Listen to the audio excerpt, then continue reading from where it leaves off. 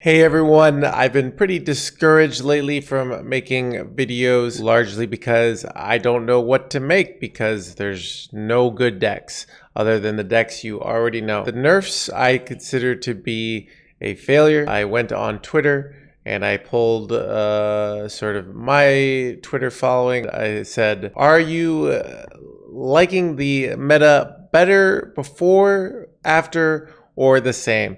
And you could see almost 50% of people think it's worse. About 35% of people think it's the same, and there's a minority who do like the meta better post nerf. So some people do like it better. So if you look at here, we have sort of the legend play rate since the patch, and we have it sort of for the whole thing. And this includes, as right here, clues the current week. And you can see, obviously it was the beginning of an expansion, but we had a lot more sort of diversity at the top. Ramp Druid, still the number one, Spooky Mage, Control Shaman, Miracle Rogue, Imp Warlock, Phase Hunter. I expect this was probably higher before. Phase Hunter was a more thing, Quest Hunter was more of a thing, so Hunter was a playable class. And Imp Warlock was, a very strong meta contender and was sort of the defining tempo deck. And we kind of looked and said, well, Shaman's a little too strong, and Imp Warlock's a little too strong, and Wild Seed's a little too strong. And what happened is they nerfed them, and you can see now sort of the play rate. And I'm not talking about the actual win rates yet. This is what people are playing at Legend, is just Ramp Druid, Miracle Rogue, Spooky Mage. Look at these numbers. It's just so much of the meta. And there's a current Relic DH, which is getting played a lot. I don't think this will last. If you look at Relic DH, it has a 45% win rate of a Legend. If you watch my stream, I've kind of crapped on Relic DH a bunch of times where I said it's not an interesting design. It's just kind of filler, which is fine until you nerf things over and over again until Relic DH is the OP deck, which I'm not really excited. I don't think it's very fun. I think the other decks are much, much more fun, and I'm a much bigger fan of that personally. The problem is, so I think one of the things I want to talk about is just sort of this idea that, a deck has a high win rate, therefore it should get nerfed. One of the reasons is Ramp Druid is almost always overplayed. So when it's actually strong, it's so I say the two classes that are at the top right now are Ramp Druid and Miracle Rogue, and I would say these are probably the what I consider the most overplayed classes. Their win rates aren't even phenomenal right now, but people like them, so they tend to get overplayed when they are reasonably good. For a while, you had a lot of decks that could beat them. Imp Warlock could beat Ramp Druid. Control Shaman could beat Ramp Druid. Even what I like about Control Shaman is it's a control deck, but it would be Ramp Druid. It wasn't just like a hyper aggro deck. And it was kind of, the nice counter. It had the tools. But with Control Shaman not having the Snowfall Guardian as a strong tool, it is a very, very weak tool. Control Shaman just doesn't have what it takes to beat Ramp Druid anymore, and it kind of gets wrecked by aggro as well because Snowfall Guardians aren't the tempo swinger that they used to be. So what you've got is everyone is just gravitating to these three decks, and it's kind of, you can see here it's a rock paper scissors. Miracle Rogue beats Ramp Druid beats Spooky Mage beats Miracle Rogue, and that's kind of what you've got. You've got three decks. This is what I'm talking about is people think that, all right, well, if we do nerfs, it will finally give decks like Relic Demon Hunter and Rage Warrior time to shine.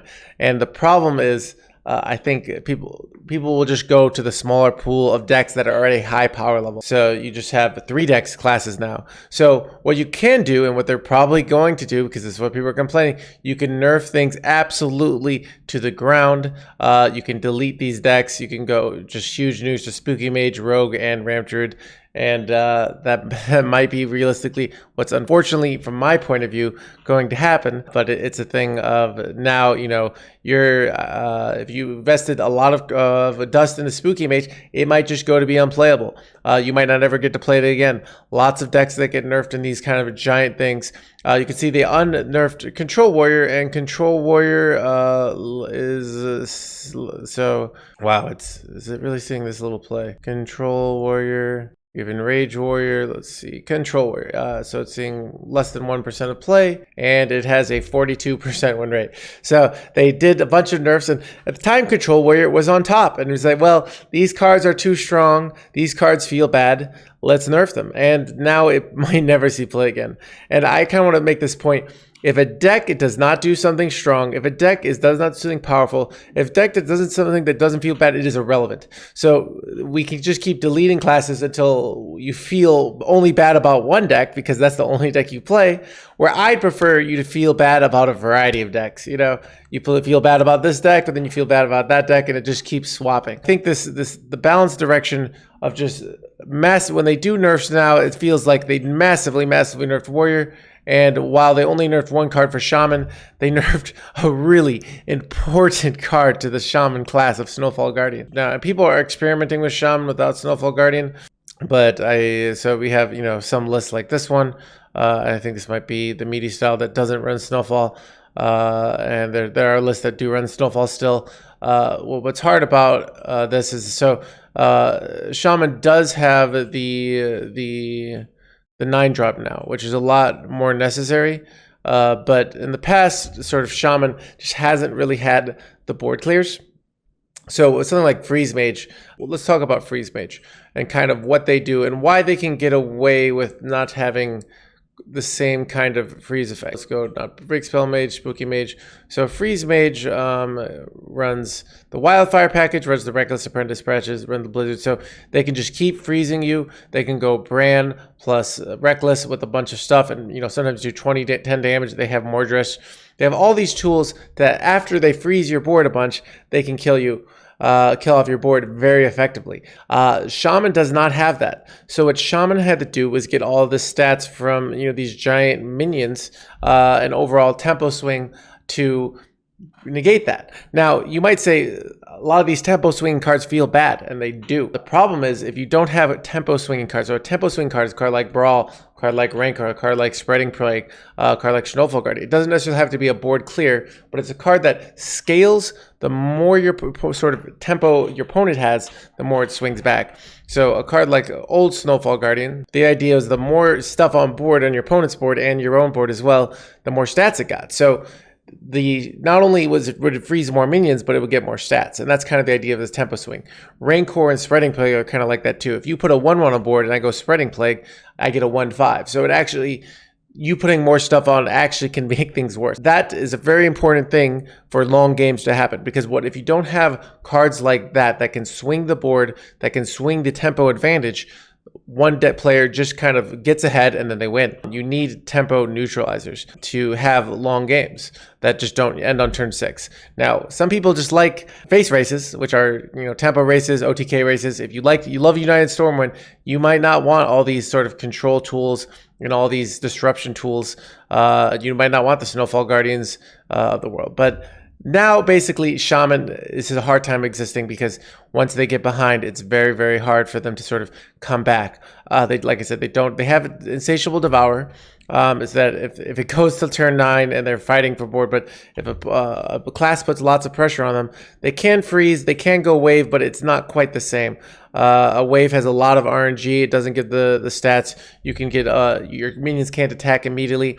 So this stuff is just not as effective as something like mages. If you had double Flurgle in your deck and they did 2 damage to all, so you had an effective way to deal 8 to board every time after your opponent you froze the opponent's board, maybe this kind of freestyle would be a lot stronger, but it doesn't. So the point I'm making is, while a lot of people really feel bad about Snowfall Guardian, they think, well, I hate this card. One part of it is it's a tempo neutralizer, and 2 is it is enabling the class, because if you don't have one of these cards, you don't have a sort of a tempo swinging board clear as a defensive deck, your class is just not going to be able to survive as a control class. Druid is a class that doesn't really have these as much, but what they do have is ramp.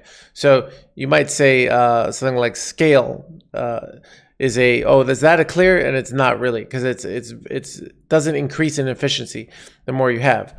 Where Insatiable Devourer right now would be Druid's way of having board clear. So part of the reason why this card's so good is it can be very useful in a class that normally doesn't have a good board clears. Druids aren't running spammy right now, but they have in the past, which is kind of another scalable clear. but that's kind of the idea. Once you're behind, you need that. And with Shaman not really having that, or they have very bad versions of that now, it just can't really roll in the pack. And like I said, people might think, well, this will leave room for the meta, but no, now there's 3 classes. And here's what I'm afraid. I'm afraid that they nerf, let's say they nerf one of these, and now we have 2 classes. Having 2 classes is not that unusual. If you look at the old Rage Warrior meta, it was Priest and Rage Warrior and Demon Hunter. And on top ladder, you mostly saw in Rage Warrior and Priest, not having a lot of classes. And what I feel really sad about this is I don't think it's a coincidence that because Team 5 is designing their classes they're sort of meta year in advance. If we look at the 3 classes that are absolutely at the bottom were the classes that were nerfed the hardest last expansion. Cariel got nerfed, Demon Hunter got nerfed, and Warrior got nerfed. I am sad of that because it's a thing of I would wish that these classes never got nerfed. But it's hard once you make people feel that, some card is oppressive, it's very hard to bring it back. I like card like Snelly. I like cards like From the Depths. I like even one mana multi-strike. Personally, I would, if I were in charge, except for maybe the blowback, I would unnerf all these cards completely. I would unnerf 8 mana Cariel to 7 mana Cariel, and try to bring these classes up. And you might think, hey, but these cards are too strong. And I'm going to say, without powerful cards, your class is irrelevant. And you might say, well, why do we have all these 1 power cards in 1 card? And that's kind of the way the game is designed right now. So maybe in the future, Blizzard can make a well-balanced thing where all cards are kind of more similar in power level, and these classes aren't really built around 1 cards. But Hearthstone hasn't been like that for about 3 years, I'd say right now. So many decks, especially with hero cards, are really built around 1 or 2 really, really powerful cards that really sort of define the class and define the deck.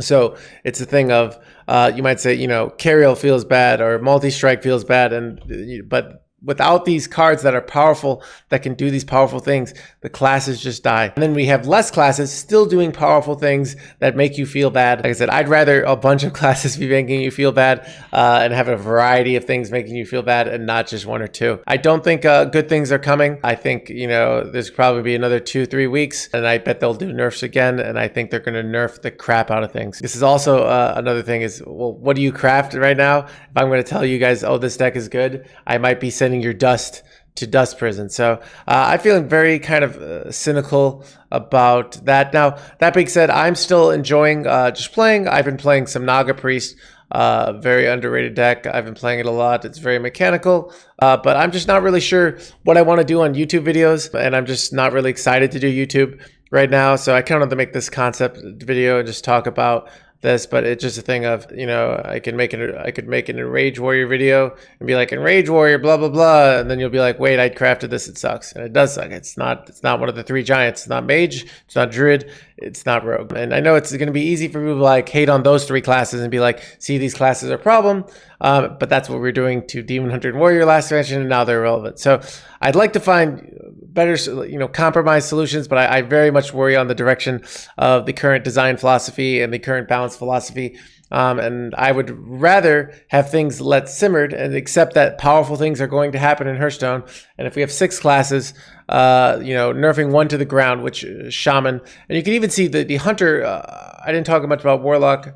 The Imp Warlock build, Imp Warlock in general, is just much, much weaker. It is 51% win rate, which seems reasonable, but at top 1,000 it goes down to 49.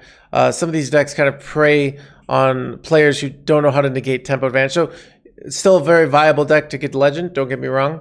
But I know at the competitive level, it's just not doing it. It's just not doing it the way it was before. This is kind of the new build that people are playing right now. But it's what that runs kind of some more late game Sire and stuff like that. But I don't see this at top 100 Legend at all. Just barely anyone is playing this stuff. And I think having a powerful tempo deck in the meta wasn't necessarily a bad thing. And, just having this -1/-1, if you go flame into this, you get a 4/3 now instead of a 5/4. And that can be the difference between a value trade that spirals and wins the game.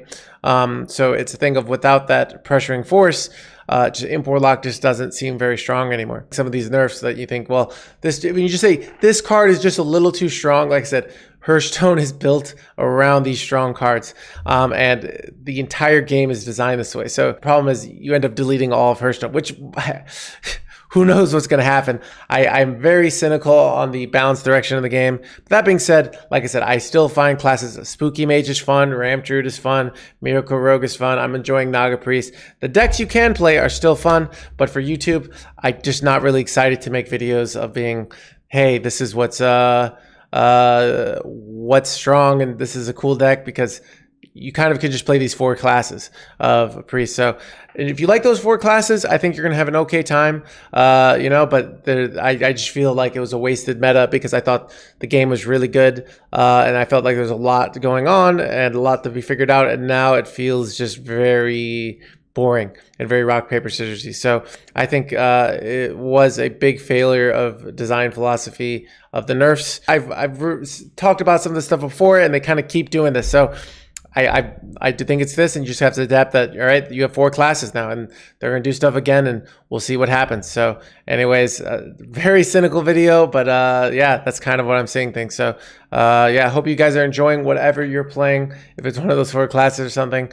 Yeah, and if you have an idea of what I should do videos on, because like I said, not really excited to tell you guys what decks to play. So anyways, hope you guys like this. Talk to you later. Everyone, if you made it all the way to the end, chances are you really like this content, so thank you. I'm glad you enjoy it. If you want to show your support of the live content, feel free to like and subscribe. Liking and subscribing always helps the algorithm to show that you like it, so the thing is more likely to give it to other people. In addition to that, if you are always wanting a No Hands Gamer video, but some days I don't put one out because I don't know what to do, we have another channel, which is the No Hands Gamer VODs, which is the raw, unedited content from my Twitch, where you get to see everything on the YouTube format. I highly recommend you go check that out, so you can get your No Hands Gamer fix every day, even when I don't put out a normal YouTube video. Hope to see you guys in the next video.